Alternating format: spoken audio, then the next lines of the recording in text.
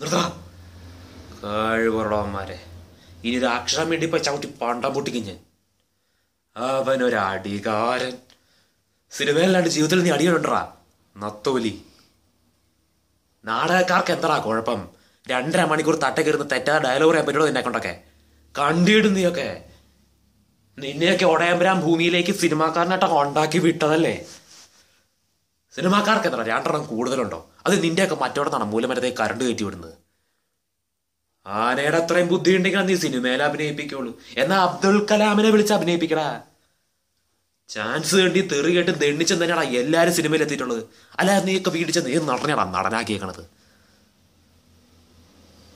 എന്നിട്ട് എല്ലിൻ്റെ ഇടയിൽ കയറി കഴിഞ്ഞപ്പോ ചാൻസ് ചോദിച്ചു വരുന്നതാണ് നിനക്കൊരു പോക്ക്. ഞാൻ ഈ യൂത്ത വയറിലൊക്കെ പൂഞ്ഞാണ് ഇവർക്ക് കയറ്റി വിട്ടാണ്ടല്ലോ.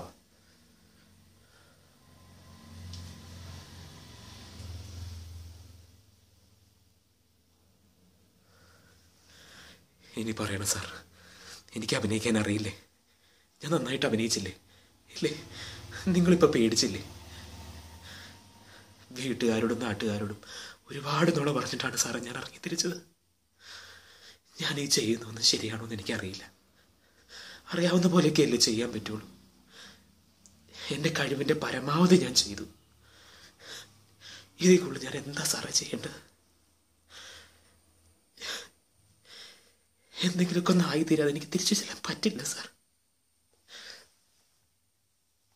അടുത്ത സിനിമയിൽ എനിക്ക് ചാൻസ് തരണം sir. Please sir, please sir.